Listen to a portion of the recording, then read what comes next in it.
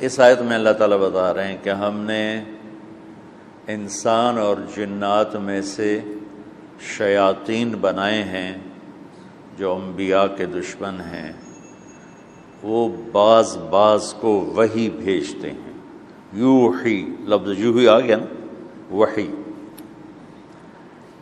اس وحی کی دو صفتیں ہیں، ایک وہ جھوٹ ہے، دھوکہ ہے، فراڈ ہے، فریب ہے، اس کی حقیقت اللہ نے بتائی۔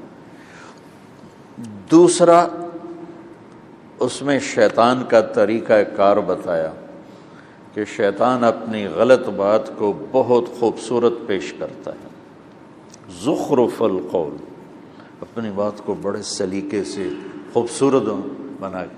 دیکھو آج دین حق سے لوگ بھاگے ہوئے ہیں، معذرت کے ساتھ، کہ جو اہل منبر ہیں انہوں نے دین کو اتنے برے طریقے سے پیش کیا ہے کہ لوگ خریدار بننے کی بجائے الٹا بھاگ کے متنفر ہو کے، کہ کوئی کارواں سے ٹوٹا، کوئی بدگماں حرم سے، کہ امیر کارواں میں نہیں خوب دل نوازی۔ اللہ تعالیٰ اقبال کی خبر روشن کرے، اس نے سارے خطیبوں کا آپریشن کر کے دے دی۔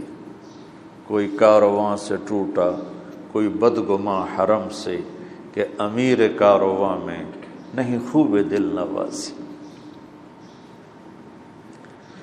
جو دین کو پیش کرنے والے تھے انہوں نے اس کو سجا کے پیش کرنے کی بجائے شدت کے ساتھ پیش کیا۔ تو لوگ، چونکہ میں اس دور سے گزرا ہوا ہوں، میری کالج لائف، ہم جمعہ ہی پڑھتے تھے، کبھی وہ بھی نہیں پڑھتے تھے، تو ہم جمعے کی نماز کے لیے جاتے تھے جب مولانا صاحب کی تقریر کے ختم ہونے میں 1 منٹ باقی ہوتا تھا، کہ ہم کوشش کرتے تھے کہ ہم مسجد میں داخل ہوں تو مولانا صاحب کہیں کہ اب آپ سنتیں ادا فرمائیں، کیونکہ ہم سے سنا ہی نہیں جاتا تھا۔ ڈانٹ ڈپٹ، دوزخ، اور سوائے ڈرانے دھمکانے کے اور اس کے علاوہ بات میں شدت اور سختی اور مجمع کی توہین، یہ عام رخ ہے۔ 5 انگلیاں برابر نہیں ہیں، محبت سے بات کرنے والے بھی موجود رہے ہر دور میں، لیکن آٹے میں نمک کی طرح۔ ہر مکتب فکر نے ایک تو اسلام کی دعوت دینے کی بجائے اپنے مکتب کی دعوت، تو لہٰذا امت گروہوں میں، فرقوں میں تقسیم ہوتی چلی گئی۔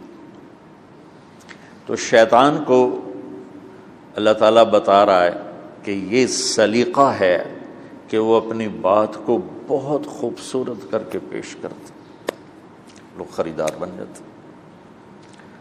اصلی پھول بیچنے والے فارغ بیٹھے ہیں اور نقلی کاغذی پھولوں والے دکان اپنی چلا رہے ہیں۔ زخرف القول غرورا، وحی۔ مولانا الیاس صاحب پہلی ہستی ہیں جنہوں نے دین کو نرمی سے دین پیش کیا۔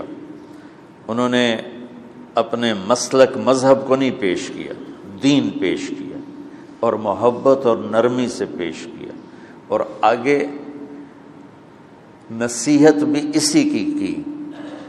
تو 6 بر اعظم میں دعوت کی بات پہنچ گئی، اور تلمبے جیسے ایک دور دراز جگہ کے نامعلوم سے قصبے میں آپ جو تشریف فرما ہیں، اس کے پیچھے جو سبب ہے وہ مولانا الیاس صاحب رحمۃ اللہ علیہ۔ اللہ کی طرف سے ان کو یہ چیز القاء ہوئی۔ اگر وہ رواجی طریقے پر چلتے تو یا مدرسہ بناتے یا خانقاہ بناتے یا کوئی تصنیف و تالیف کا کام کرتے۔ اللہ نے اس سے ہٹا کر ان کو دعوت پہ لگایا اور اس کا نتیجہ آپ کے سامنے ہے۔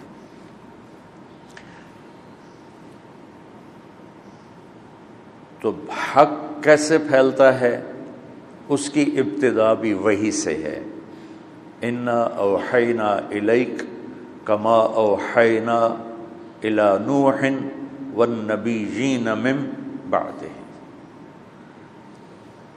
میرے محبوب جیسے ہم نے نوح پر وحی کو اتارا ایسے ہی آپ پر بھی وحی کو اتارا۔